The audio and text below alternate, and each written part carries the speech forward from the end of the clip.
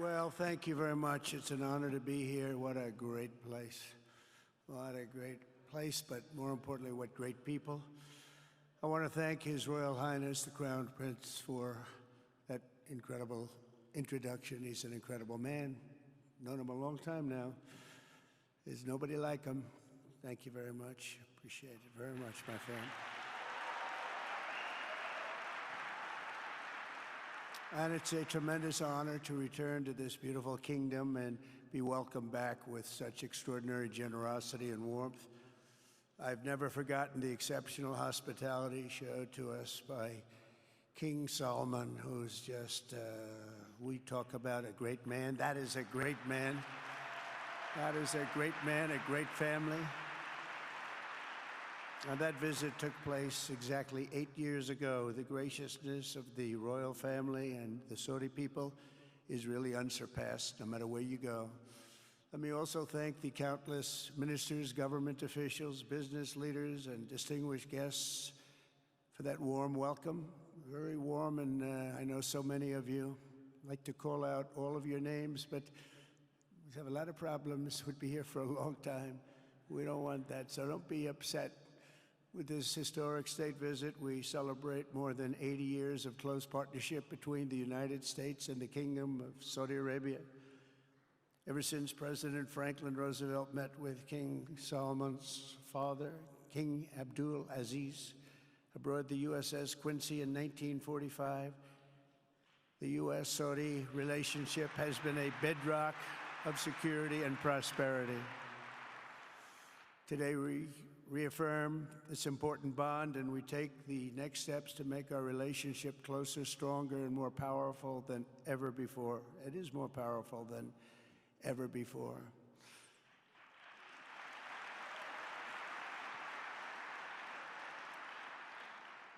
And by the way, it will remain that way. We don't go in and out like other people. It will remain that way.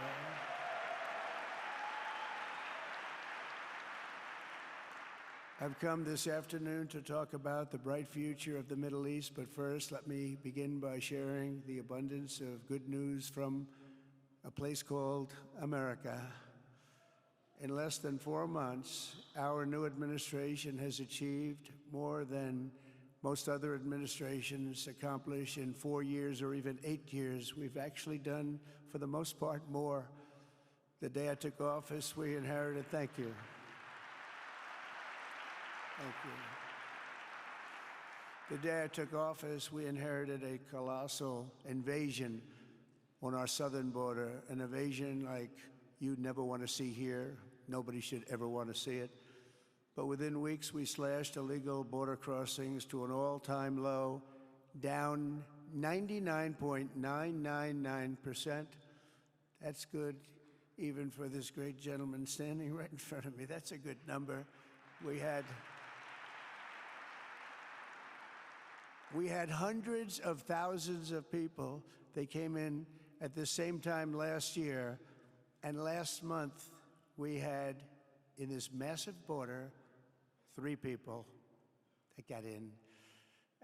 That's quite a difference, and we have no choice but to get a lot of the people that came in because they were not the best people.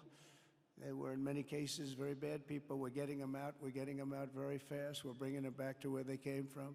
We have no choice. After years of military recruiting shortfalls, enlistments in the U.S. Armed Forces are now the highest in 30 years because there is such an incredible spirit in the United States of America. We have tremendous spirit again. Just about a year ago, it was a big story, front page on every paper all over the world, that nobody wanted to enlist in our military, meaning we were way under enlisted. And just last week it came out that we had the strongest enlistment. They say 30 years, but probably it's maybe ever. They don't go back that far. It's the best, and that includes police officers, firemen, everything else. Is a great spirit in the United States right now. A brand new poll from Rasmussen just showed that the number of Americans who believe the nation is on the right track, they have a right track, wrong track, is now the highest in over 20 years. And it hasn't been anything like this because for many years it was the wrong track. And I can tell you for the last 4 years it was definitely the wrong track, but it's the highest it's been in many, many years. We renamed the Gulf of Mexico into the Gulf of America. That was very popular, other than perhaps with Mexico. And most importantly, for the people in this room, the days of economic misery under the last administration are rapidly giving way to the greatest economy in the history of the world. We are rocking. The United States is the hottest country, with the exception of your country, I have to say, right? I'm not going to take that on. No, Mohammed, I'm not going to take that on. Wouldn't that be a terrible thing if I made that full statement? But I will not do it. You're hotter. At least as long as I'm up here, you're hotter. But groceries, gasoline, energy, and all other prices are down with no inflation. We have no inflation, and in a few short weeks, we've created 464,000 brand new jobs. Think of that. It's almost 500,000 jobs created just in a matter of weeks. We just reached a historic trade agreement with the United Kingdom, and over the weekend we reached a breakthrough agreement with China. Both outstanding deals. China's agreed. We have to get it down. We have to get the little details down. And Scott, you're going to work on that very hard, but China's agreed to open up to the United States for trade and everything else. But they have to do it, so we'll see what happens. But we had a very, very good meeting with both of those countries. We are cutting 10 old regulations for every new regulation. We're getting rid of all of the red tape that is so many, frankly, countries, as they get older, they develop a lot of red tape, and we're getting rid of it. We're getting rid of it at record levels. And I'm pleased to report that the United States Congress is on the verge of passing the largest tax cut and regulation cut in American history. We think we're in good shape to get that. And if we get that, that will be like a rocket ship for our country. In the first quarter of the year, the investment in America was up an astounding 22%. More than $10 trillion of new investments have been announced or are coming just since the election on November 5th. So think of that. In a very short period of time, we have over $10 trillion, and it could be much higher than that. Not everybody comes to the White House to have a news conference that they're going to be opening up in America, but they're all coming in at numbers that we've never seen before. If you take a look at other presidencies, they wouldn't do $1 trillion sometime in years. We did this in essentially 2 months because you have to say we got into office and they gave me about a month to clean up and fix up the Oval Office, and after that we started working. And the money is pouring in, the jobs are pouring in, the companies are pouring into our country like we've never seen before. There's never been anything like it. And we let other people tariff us into losing a lot of money and a lot of jobs, and now we're tariffing them, and it's at a level that nobody's seen. It's a level that is making us a very much different country and a very different Republican Party. We won a tremendous victory in November. We won all 7 swing states, the popular vote by millions and millions of votes. The Electoral College, we won by 312 to 226. Remember, they said, well, we could get to 270. You know, we got to 312. That's a big difference. And very importantly, we won counties throughout the United States, 2,660 to 451. That's why when you look at a map, they're all red. The whole country is red. Red stands for Republican. From the moment on and from the moment we started, we've seen wealth that just poured and is pouring back into America. Apple is investing $500 billion. NVIDIA is investing, and I see my friend is here. Jensen, that's very good, wherever you may be. I thank you very much, because he's putting in $500 billion. TSMC is investing. Where is Jensen, by the way? Where is he? He's here. Where is he? I just saw. Thank you very much, Jensen. I mean, Tim Cook isn't here, but you are. What a job you've done. He said he's got 99% of the chip market. I don't know. That's a big. That's not easy to beat. But what a job you've done. Thank you. We are proud to have you in our country. You know that. Thank you for the investment. TSMC is investing $200 billion, and with this trip, we're adding over $1 trillion more in terms of investment into our country and buying our products. And, you know, nobody makes military equipment like us. We have the best military equipment, the best missiles, the best rockets, the best everything. Best submarines, by the way. Most lethal weapon in the world. In addition to purchases of $142 billion of American-made military equipment by our great Saudi partners, the largest ever. This week there are multi-billion-dollar commercial deals with Amazon, Oracle, AMD, they're all here, Uber, Qualcomm, Johnson & Johnson, and many, many more. So I want to congratulate everybody, so many great business executives, many of you, most of you I know, and they're coming in, you know, about a month ago. They weren't that happy when they saw me, and now they're saying, sir, you're doing a great job. Thank you very much. It's amazing what a rising market will do. Oh, it's going to get a lot higher. In fact, I told people 5 weeks ago, this is a great time to buy. I got criticized for that. Now they don't criticize me anymore. People should have listened. But it's going to go a lot higher. You see, we've never had anything like this happen. It's an explosion of investment and jobs, and great companies are coming in. Never seen anything like it. There's no better place to make a future or make a fortune, do anything, frankly, than what we have in the United States of America under a certain President, Donald J. Trump. I have the right attitude. I have the same attitude that the people in the front row, second row, third row have. As you get back, perhaps they start to wane a little bit in terms of their view. But they understand, and we're doing what a lot of smart people would do. And we're not necessarily being politically correct. You saw what we did yesterday with health care. We've cut our health care by 50 to 90%. You're going to see drugs and pharmaceuticals come down at numbers that nobody has ever seen. And drugs, pharmaceuticals, we think will be dropping. And it'll be a redistribution of costs with other nations, which really took advantage of a very nice group of people that ran our country. But not only is this a time of incredible excitement in the United States, it's also an exhilarating period right here in the Arabian Peninsula. Beautiful place, by the way, beautiful place. Exactly, thank you.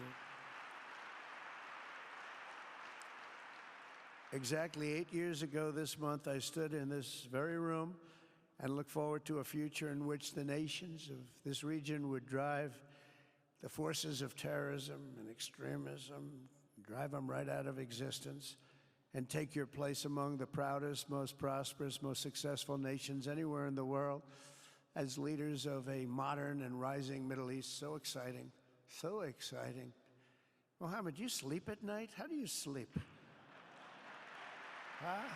Just thinking.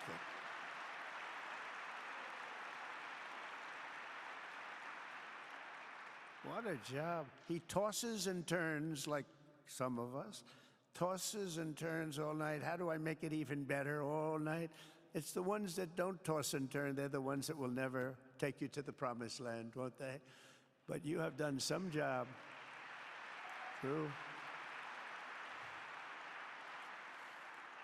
But critics doubted that it was possible what you've done. But over the past 8 years, Saudi Arabia has proved the critics totally wrong. The transformation that has occurred even by these incredible business leaders. I mean, you had the biggest leaders in business anywhere in the world standing right before us.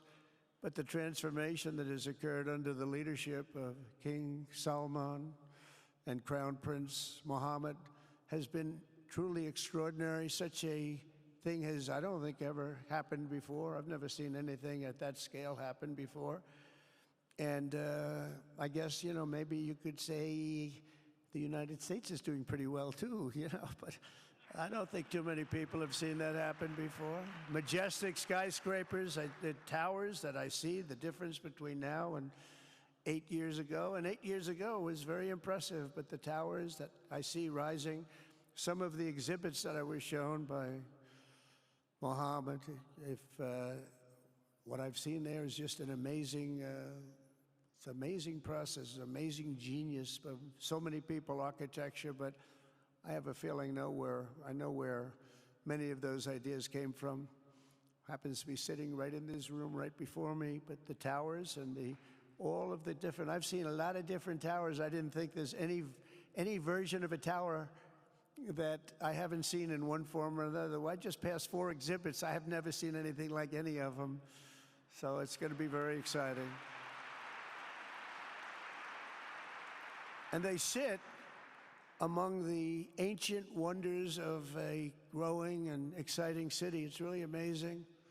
Riyadh is becoming not just a seat of government, but a major business, cultural, and high-tech capital of the entire world. The World Cup is here. Johnny, just stand up, John. Johnny, thank you, Johnny.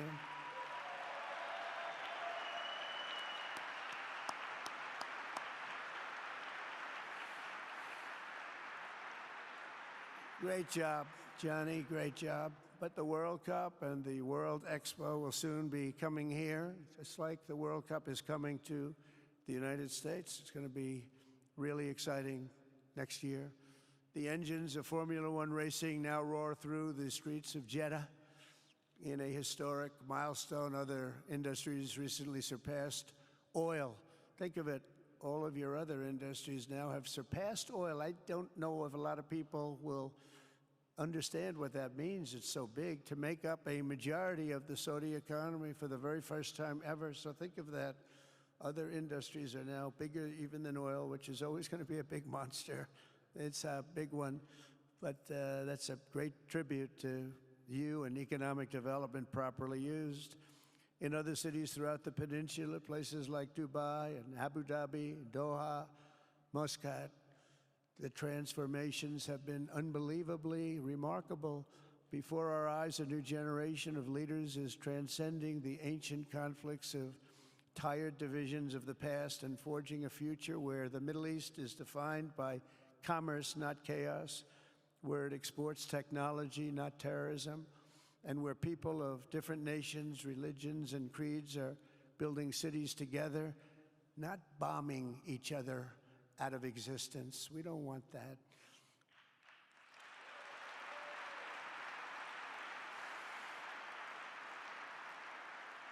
And it's crucial for the wider world to note this great transformation has not come from Western interventionists or flying people in beautiful planes giving you lectures on how to live and how to govern your own affairs. No, the gleaming marvels of Riyadh and Abu Dhabi were not created by the so-called nation builders, neocons, or liberal nonprofits like those who spent trillions and trillions of dollars failing to develop Kabul, Baghdad, so many other cities. Instead, the birth of a modern Middle East has been brought by the people of the region themselves, the people that are right here, the people that have lived here all their lives, developing your own sovereign countries, pursuing your own unique visions and charting your own destinies in your own way. It's really incredible what you've done.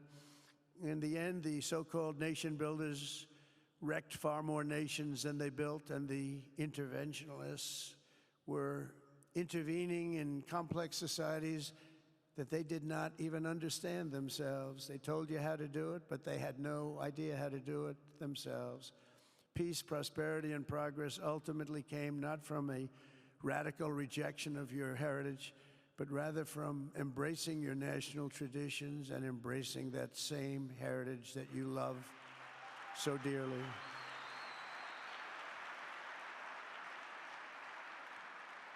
And it's something only you could do. You achieved a modern miracle, the Arabian way. That's a good way.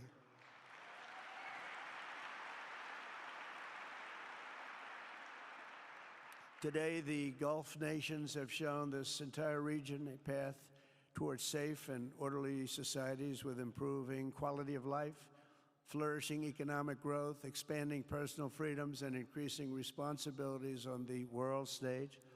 After so many decades of conflict, finally it is within our grasp to reach the future that generations before us could only dream about, a land of peace, safety, harmony, opportunity, innovation, and achievement right here in the Middle East. So beautiful. It's such a beautiful thing that's happening. I guess, you know, the people that are here can't even really appreciate it because you see it happening, and it's when you come to a place that you haven't seen in 5 years or 10 years or 20 years that it's even more incredible. When I left office just over 4 years ago, that future seemed almost impossible, what you've done. Together we had obliterated the killers of ISIS. We wiped them out, terminated its founder and leader, al-Baghdadi. We had healed the divide in the Gulf Cooperation Council, it's a very big deal, and united the nations of the region to stand against the enemies of all civilization. We'd imposed unprecedented sanctions on Iran and starved the regime of resources to fund terror. They were unable to fund anything because they had no money left. They had no money. But the new administration came in and let them have a lot of money, and you saw what happened. It was not money well spent. And with the historic Abraham Accords that we're so proud of, all the momentum was aimed at peace, and it aimed very successfully. It's been an amazing thing, the Abraham Accords, and it's my fervent hope, wish, and even my dream that Saudi Arabia, a place I have such respect for, especially over the last fairly short period of time, what you've been able to do, but we'll soon be joining the Abraham Accords. I think it'll be a tremendous tribute to your country, and it will be something that's really going to be very important for the future of the Middle East. I took a risk in doing them, and they've been an absolute bonanza for the countries that have joined. The Biden administration did nothing for 4 years. We would have had it filled out. But it will be a special day in the Middle East with the whole world watching when Saudi Arabia joins us, and you'll be greatly honoring me, and you'll be greatly honoring all of those people that have fought so hard for the Middle East, and I really think it's going to be something special, but you'll do it in your own time, and that's what I want, and that's what you want, and that's the way it's going to be. When I left office, the only thing still standing between this region and its unbelievable potential was a small group of rogue actors and violent thugs seeking constantly to drag the Middle East backward and into havoc, mayhem, and indeed into war. Unfortunately, instead of confronting these destructive forces, the last U.S. administration chose to enrich them and empower them and give them billions and billions of dollars. The Biden administration, the worst administration in the history of our country, by the way, spurned our most trusted and longstanding Gulf partners, and I can say partners worldwide, one of our great, great partners, no matter who we look to, and we have great partners in the world, but we have none stronger and nobody like the gentleman that's right before me. He's your greatest representative, greatest representative.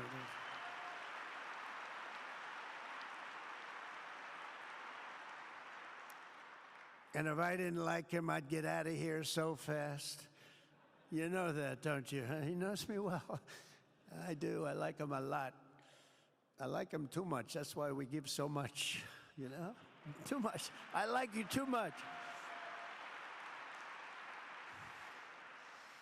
Great guy. They lifted sanctions on Iran in exchange for getting nothing, and sent the regime tens of billions of dollars to fund terror and death all over the world. And they laughed at him. They laughed at our leader. And they're still laughing at our leader. They thought him a fool. And they made nothing but trouble ever since, including the funding of October 7th, one of the worst days ever in the history of the Middle East. Horrible day. Biden removed the Houthis from the list of foreign terrorist organizations, even while missiles and drones were being launched right here at your beautiful city of Riyadh, and launched at ships if they happened to be sailing in the wrong location. The Biden administration's extreme weakness and gross incompetence derailed progress toward peace, destabilized the region, and put at risk everything we had worked so hard to build together. And when you think of the great achievements that you've made, to do it in light of a pretty hostile administration, an administration that was not a believer, it makes your achievements even greater. Makes them even greater, you know that. But in a few short months since taking office, we have achieved the swift return of American strength at home and abroad, now working with the vast majority of people in this region who seek stability and calm. Our task is to unify against the few agents of chaos and terror that are left and that are holding hostage the dreams of millions and millions of great people. The biggest and most destructive of these forces is the regime in Iran, which has caused unthinkable suffering in Syria, Lebanon, Gaza, Iraq, Yemen, and beyond. There could be no sharper contrast with the path you have pursued on the Arabian Peninsula than the disaster unfolding right across in the Gulf of Iran. Think of that. They wanted to name it that. I said, they're not going to let them do that. Do you mind if I stop that? I stopped it. We're not going to let that happen.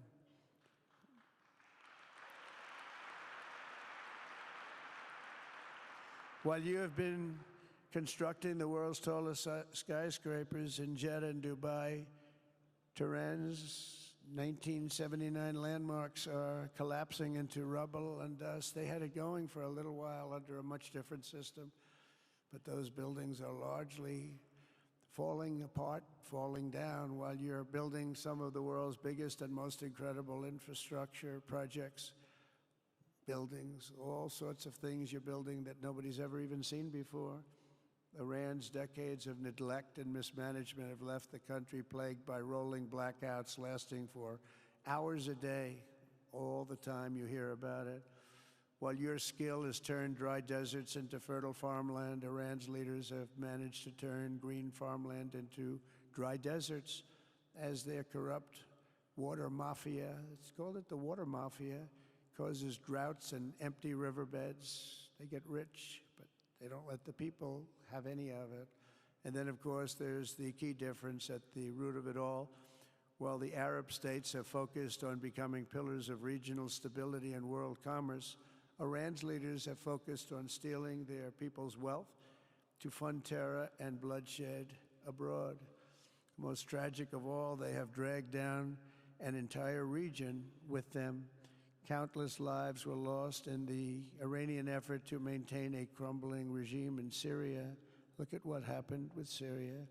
In Lebanon, their Hezbollah proxies have pillaged the hopes of a nation whose capital, Beirut, was once called the Paris of the Middle East. Can you imagine? All of this misery and so much more was entirely avoidable, absolutely avoidable, and Mohammed knew that. He knew that. Smart people knew that. If only the Iranian regime had focused on building their nation up instead of tearing the region down. Yet I'm here today not merely to condemn the past chaos of Iran's leaders, but to offer them a new path and a much better path toward a far better and more hopeful future. As I've shown repeatedly, I am willing to end past conflicts and forge new partnerships for a better and more stable world, even if our differences may be very profound, which obviously they are in the case of Iran. I have never believed in having permanent enemies. I am different than a lot of people think. I don't like permanent enemies, but sometimes you need enemies to do the job, and you have to do it right. Enemies get you motivated. In fact, some of the closest friends of the United States of America are nations we fought wars against in generations past, and now they're our friends and our allies. I want to make a deal with Iran.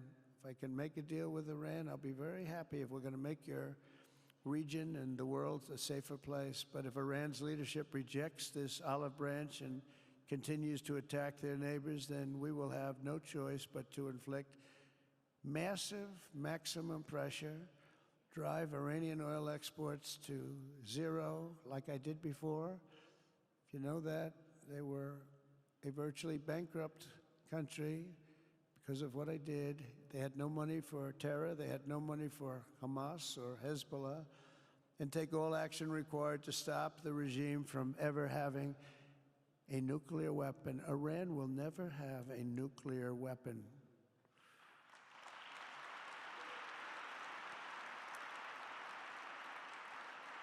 But with that said, Iran can have a much brighter future, but will never allow America and its allies to be threatened with terrorism or nuclear attack.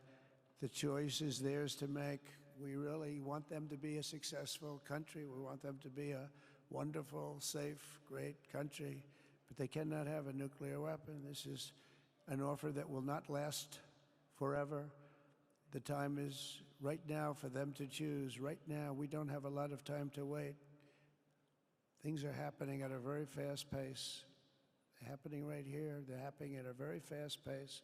So they have to make their move right now, one way or the other. Make your move. As I said in my inaugural address, my greatest hope is to be a peacemaker and to be a unifier. I don't like war. We have the greatest military, by the way, in the history of the world. You know, I rebuilt our military in my first 4 years and rebuilt it into the most powerful military there is. And you saw that when I knocked out ISIS in 3 weeks. People said it would take 4 years, 5 years. I did it. We did it in 3 weeks. Just days ago, my administration successfully brokered a historic ceasefire to stop the escalating violence between India and Pakistan. And I used trade to a large extent to do it. I said, fellas, come on, let's make a deal. Let's do some trading. Let's not trade nuclear missiles. Let's trade the things that you make so beautifully. And they both have very powerful leaders, very strong leaders, good leaders, smart leaders. And it all stopped. Hopefully it'll remain that way, but it all stopped. I was very proud of Marco Rubio and all of the people that worked so hard. Marco, stand up. What a great job you did on that. Thank you, J.D. Vance, Marco. The whole group worked with you, but it was a great job.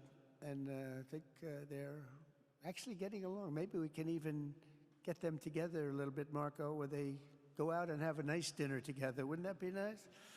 But we've come a long way, and it's could be, you know, millions of people could have died from that conflict that started off small and was getting bigger and bigger and bigger by the day. I've also been working relentlessly to end the terrible bloodshed between Russia and Ukraine, and very importantly, talks are being held in Turkey later this week, probably on Thursday, and they could produce some pretty good results. Our people are going to be going there. Marco's going to be going there. Others are going to be going, and we'll see if we can get it done. 5,000 people, young people for the most part, soldiers from Ukraine, soldiers from Russia. They're not from here and they're not from the United States, but they're souls. They're souls. I think usually, mostly, they're young, beautiful souls that left their parents waving goodbye, left their brothers and sisters. Goodbye, I'll see you soon. And they got blown to pieces. 5,000 on average a week are dying. And people are dying elsewhere in the region, but tremendous numbers like we haven't seen since World War II are dying, and I want to stop it. I want to stop it. It's a horrible war. Would have never happened if I were president. That's a war that would have never happened. October 7th would have never happened if I were president, because Iran had no money to pay Hamas or anybody else. They had no money. They were not looking to take care of them. They had to take care of themselves. They had no money. We stopped their oil effectively with the embargoes and sanctions. But let me take this opportunity to thank the Kingdom of Saudi Arabia for the constructive role that you've played in facilitating the Ukraine talks. And it really is, you've been amazing. You've made everything available to us. Thank you very much. Thank you. And if we get that settled, we'll pay a special tribute to what you've done. You really did lay a great groundwork. Thank you very much. Appreciate it. The West should not be dragging itself backward into another endless war in Europe, yet another endless war. We should stop the killing and work together to address the biggest long-term threats as one unbeatable team. Think of us as an unbeatable team. I mean, when you look at what you've done here, that's much more difficult than stopping stupidity. Think of it. It's stupidity. What you've done is much more difficult, and you did it better than anybody else has ever done it. As President of the United States,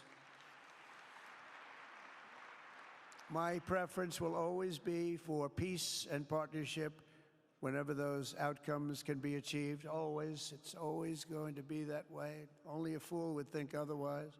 In recent years, far too many American presidents have been afflicted with the notion that it's our job to look into the souls of foreign leaders and use U.S. policy to dispense justice for their sins. They loved using our very powerful military, and now it's really the most powerful it's ever been. We just are getting a budget approved, $1 trillion, highest budget we've ever had in history for military, $1 trillion.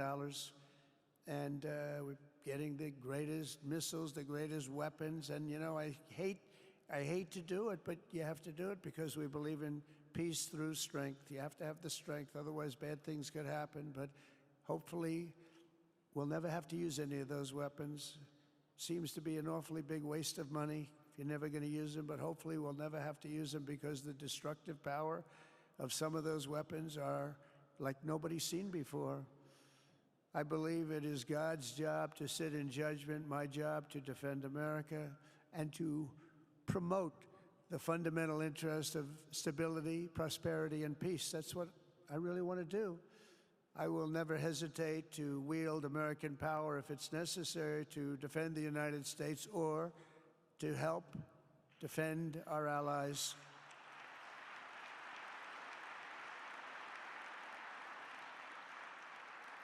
And there will be no mercy for any foe who tries to do us or them harm. We will have no mercy. They understand that. That's why I've been pretty lucky. A lot of people think, you know, he's looking to fight. He's looking to fight, and things get settled. It's an amazing thing when they really think you mean it. But we do. We have the greatest military, the strongest military, stronger than any. Nobody's even close. We have the best weapons in the world. But we don't want to use them. If you threaten America or our partners, however, then you'll be faced with overwhelming strength and devastating force. We have things that you don't even know about, you don't hear about, and if you did, you'd say, wow. In recent weeks, following repeated attacks on American ships and freedom of navigation in the Red Sea, the United States military launched more than 1,100 strikes on the Houthis in Yemen. As a result, the Houthis agreed to stop. They said, we don't want this anymore. It's the first time you've heard that from them, too. They're tough. They're fighters. But just days ago, we were asked to cease targeting commercial. They were not going to be targeting commercial ships in any way, shape, or form, or anything American. And they were very happy that we stopped. But we had 52 days of thunder and lightning like they've never seen before. This was a swift, ferocious, decisive, and extremely successful use of military force. Not that we wanted to do it, but they were shooting down ships. They were shooting at you. They were shooting at Saudi Arabia. We don't want them shooting at Saudi Arabia, if that's okay. So we hit them hard. We got what we came for, and then we got out. Since January 20th, the U.S. military has terminated 83 terrorist leaders operating across Iraq, Syria, and Somalia, including ISIS's #2 global leader. You read about that just recently. With the help of Pakistan, we apprehended the ISIS terrorists responsible for the attack on 13 American service members at Abbey Gate, that horrible, horrible disaster. During this Afghanistan withdrawal, you know, that's another thing that we don't even think about so much anymore. 13 died, but 42 were horribly wounded. But hundreds of people died overall, because I count the people on the other side. Hundreds of people just grossly incompetent. It's probably why Putin decided to go into Ukraine, something he never would have done if I were president. But we wouldn't have had the problems of October 7th if I were president. We wouldn't have had Ukraine, Russia if I were president. We wouldn't have had Abbygate because there wouldn't have been any reason we were getting out, but we were getting out with dignity and with strength and power. But the way they got out was not good. I think it was the most embarrassing moment in the history of our country. And we've been working tirelessly to bring back all hostages held by Hamas. We brought back a lot already, but we're bringing back more. This weekend, we successfully negotiated the release of the last American hostage, Edan Alexander. Just came out a few hours ago, and we continue to work to get that war ended as quickly as possible. It's a horrible thing that's taking place. All civilized people must condemn the October 7th atrocities against Israel, which would never have happened again if you had probably a different president, but definitely if you had me as president. The people of Gaza deserve a much better future, but that will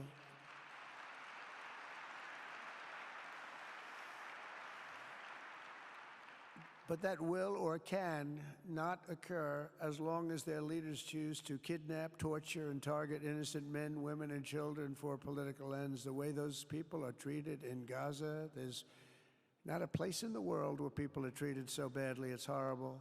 After years of suffering, two of the nations most ravaged by terror are finally beginning to end their long nightmares under the new generation of leaders. In Lebanon, where a friend of mine has just become the ambassador. He's going to be great. I said, you know, that could be a very dangerous job. He said, I was born there. I'm Lebanese. I love that country. I said, but it's very dangerous. You know, this is a friend of mine from New York. I said, but it's very dangerous. Are you sure you want to do it? I never thought of him as being a warrior, but he is a warrior. He loves his country. He said, if I'm injured or die, I'm dying for a country that I love. He grew up there.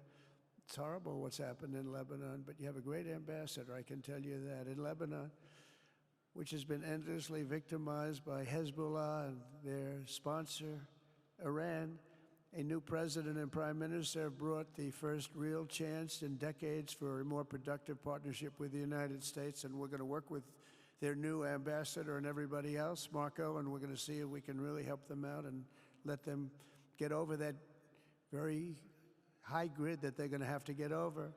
My administration stands ready to help Lebanon create a future of economic development and peace with its neighbors. They have tremendous people in Lebanon, doctors, lawyers, great professional people. I hear it so many times. Likewise, in Syria, which has seen so much misery and death, there is a new government that will hopefully succeed in stabilizing the country and keeping peace. That's what we want to see in Syria. They've had their share of travesty, war, killing, many years.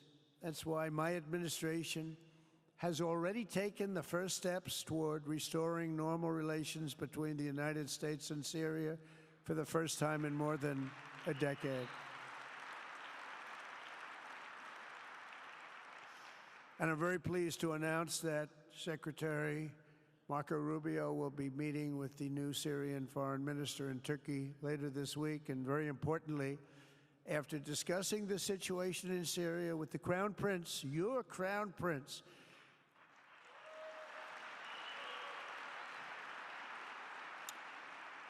and also with President Erdogan of Turkey, who called me the other day and asked for a very similar thing, among others, and friends of mine, people that I have a lot of respect for in the Middle East, I will be ordering the cessation of sanctions against Syria in order to give them a chance at greatness.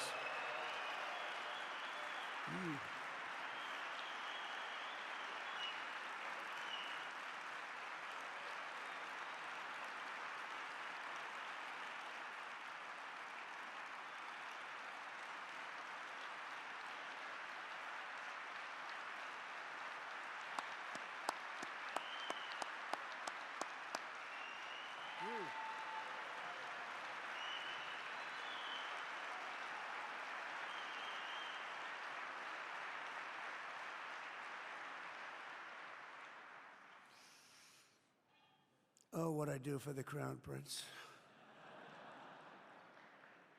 The sanctions were brutal and crippling and served as an important, really an important function, nevertheless, at the time. But now it's their time to shine. It's their time to shine. We're taking them all off, and they're going to have, I think they're going to have, based on the people and the spirit and everything else that I'm hearing about.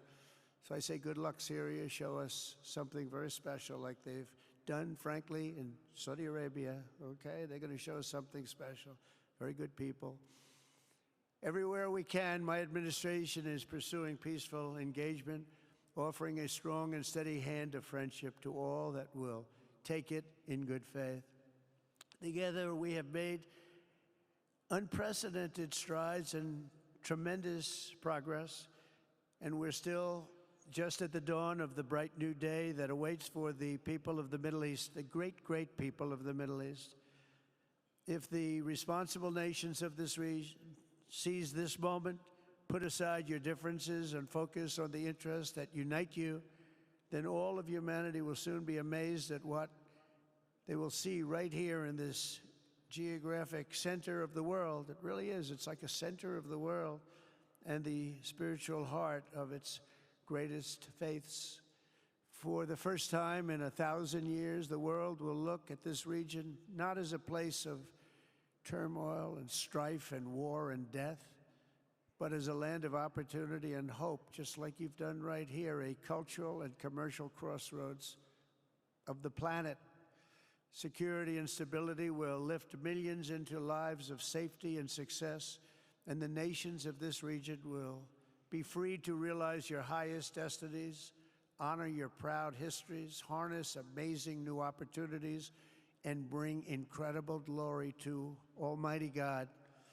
People will come from all over the globe to be inspired by the cities you build, the businesses you create, the technologies you invent, and the beauty, talent, and potential you unleash right in the hearts of your citizens. Each of you will be able to take tremendous pride in the legacy you will leave to your children, because you will have given them the ultimate blessings of prosperity and peace. So important. In the United States, we've launched the golden age of America. It's the golden age. We see it. We see it with all that money, trillions and trillions of dollars pouring in, hundreds of thousands of jobs coming in with it. And with the help of the people of the Middle East, the people in this room, partners throughout the region, the golden age of the Middle East can proceed right alongside of us. We will work together. We will be together. We will succeed together. We will win together. And we will always be friends.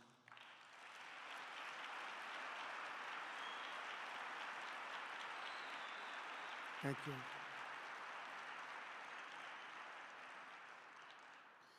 So, Mohammed, I want to thank you again very much for having me. And as a representative of what I think is the greatest nation in the world, we are with you all the way, and you have a tremendous future. Thank you very much. And please pay my respects to your father. Thank you very much. Thank you.